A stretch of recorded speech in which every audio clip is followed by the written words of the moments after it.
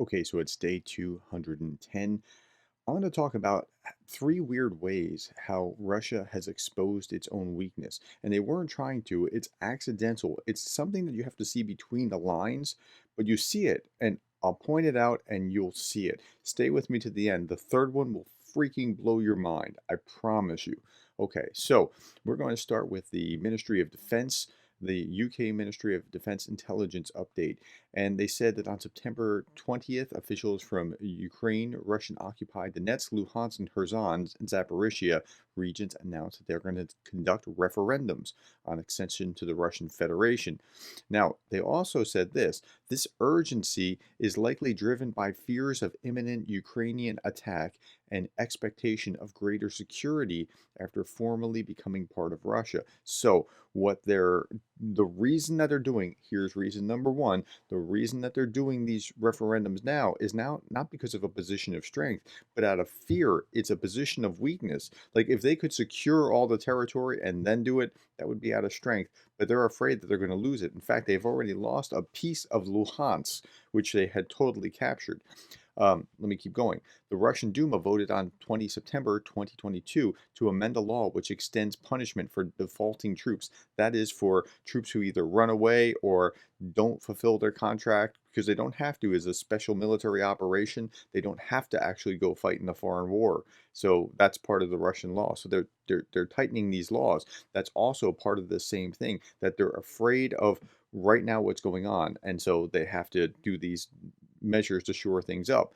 This is likely intended to limit the number of desertions and refusals, thereby mitigate some of the immediate pressures. So, yeah, that's what's going on. Putin is accepting greater political risk by undermining the fiction. See, it's a fiction. He's lied all this time that it's just a special operation. It's not a big deal. We're winning. Everything's going to plan. The fiction that Russia is neither in a war nor in a national crisis in the hope of generating more combat power. So because they have to do that, we can see at least the first one, and I'll show you a little bit more about the first one in just a moment.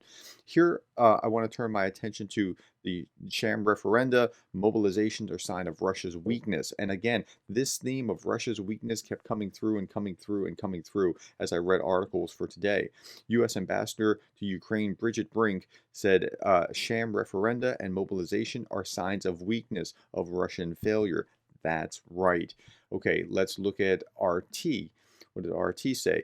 Russia to begin partial mobilization, says Putin. The measure is sensible and necessary under the circumstances, Putin said, considering that Russia is fighting the entire Western military machine. Okay, and they like to claim Sergei Shoigu, the defense minister, revealed some of the details about mobilization in a separate statement on Wednesday. He said that the ministry wanted to call to arms some 300,000 reservists, or just over 1% of the full mobilization potential. They keep trying to project just how tough they are, and that's part of showing that they're weak. Okay, I want to point out in the president's address, I'm going to do an entire episode where all I'm going to do is go through just bit by bit the entire speech here. So I have it paused here on this one thing, and you see it in the actual speech itself. More precisely, to protect our motherland, its sovereignty and territorial integrity, to ensure the security of our people. Now, watch the next line. And the people in the liberated territories, right? That's so our people and the people in the liberated territories are all going to be considered part of Russia. And then after the referendums, it's a foregone conclusion that the people in the referendums are going to vote unanimously or almost unanimously to join Russia. Okay. And once that happens, any attack on them will be considered an attack on Mother Russia. So that's going to be a real issue. Putin, we will use nuclear weapons if threatened. Okay. That he keeps saber rattling. This is number two, that he keeps talking about this. And he talked about this again and again in his speech. And I'm not going to go into that because I'm going to do an entire additional episode, a video of just going through each video clip like I just showed you. Okay, let's go back to this. This is the Institute for the Study of War. Russian appointed occupation officials in Luhansk, Donetsk, Kherson, and Zaporizhia announced on September 20th they'll hold a referendum we just talked about. The Kremlin's annexation plans are primarily targeting a domestic audience. Putin likely hopes to improve Russian foreign force generation capabilities by calling on the Russian people to defend for a war to defend newly claimed territories. You see how it's reversed from offensive to defensive? Once they have voted and they're now a state. Not state's not the right word. It's an oblast, but it's the equivalent of a state in the United States. Once they become a state, now you have to defend the state, and any attack on that state is an attack on the whole of us. Putin may believe that he can appeal to Russian ethno-nationalism and a defense of purportedly Russian peoples and claim Russian land to generate additional volunteer forces. But this is, again, it's out of a place of weakness. Now, you can see that because they created this law that you wouldn't have to put in place unless you were coming from a place of weakness. This law codifies the law that was before the Duma today codifies dramatically increased penalties for desertion, refusing conscript orders, and insubordination. It also criminalizes voluntary surrender. So if you surrender to the enemy voluntarily, you can get up to 10 years in prison. Like, you don't put that in unless you have to. Okay, now there was reaction to this, and Biden, for example, was at the UN speaking. He was talking about how Russia's invasion of Ukraine is an affront to the UN Charter. He tells world leaders, and he says Russia has shamelessly violated core tenets of the UN Charter with its brutal, needless war. Russia's naked aggression in Ukraine is about extinguishing Ukraine's right to exist as a state. Look, in his speech, he talked about Novorossiya. That is New Russia. That goes back to Catherine the Great. That means that this isn't Ukraine. This is part of Russia, and that's the way that he thinks. And Biden said this should make your blood run cold. We will stand in solidarity against Russia's aggression, period, Biden said, and he criticized it as a sham referendum, as did many others. There was about 1,000 people that had been detained in protest in uh, Moscow and in St. Petersburg, hundreds in other cities. I've got to give kudos to those that are in Russia that know that there are going to be penalties. Like, it's not like a protest where you get to riot and loot and get a free TV. You're actually in real danger of severe time, prison time, in a protest in Russia. So kudos to them. Okay, Putin is admitting his previous threats were hollow. Now, this is part of part two. Second, so the first part was just we saw that right up front. The second part was where he starts to threaten nuclear, and he starts talking about nuclear. We have nuclear missiles as well.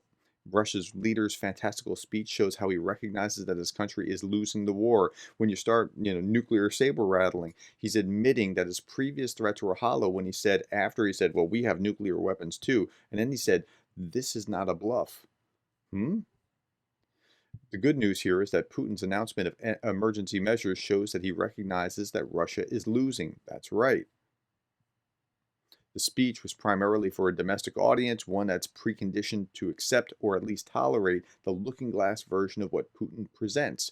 The speech is further recognition that Russia has been unable to win on the battlefield, so to defeat Ukraine, it has to win elsewhere. Okay, and so here is Putin actually saying this about nuclear weapons.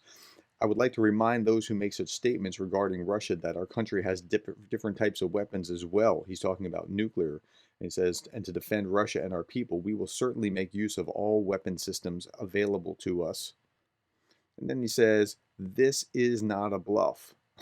Like, you wouldn't say that unless you had already bluffed before. So, okay, let's get on to number 3. Oh, you know what? Before I do that, let's talk about Zelensky's speech at the UN as well. It was a big day for speeches. Putin's speech, Biden's speech, Zelensky's speech. Zelensky laid out, like, look, this is where we are. A crime has been committed against Ukraine. We demand punishment. A crime was committed against our state borders. It was committed against the lives of our people, against the dignity of our women and men. The crime was committed against our values that make you and me a community of United Nations.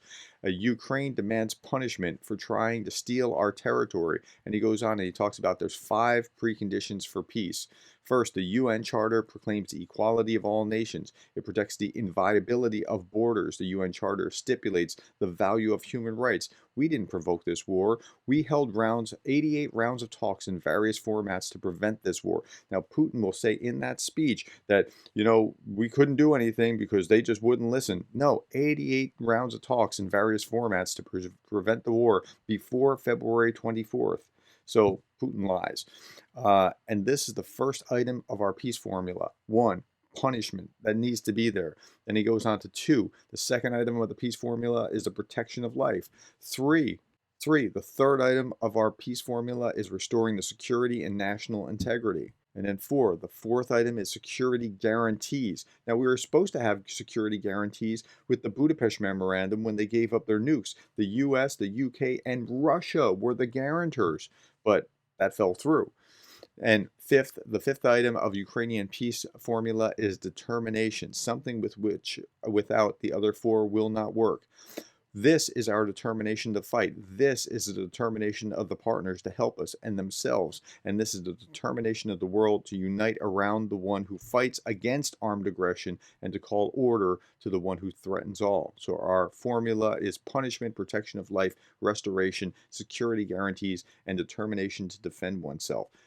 Pretty powerful speech, good stuff. Now, let's turn our attention to Russian state media for reason number three. Stay with me.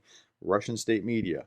This is 5,937. Get that number in your head.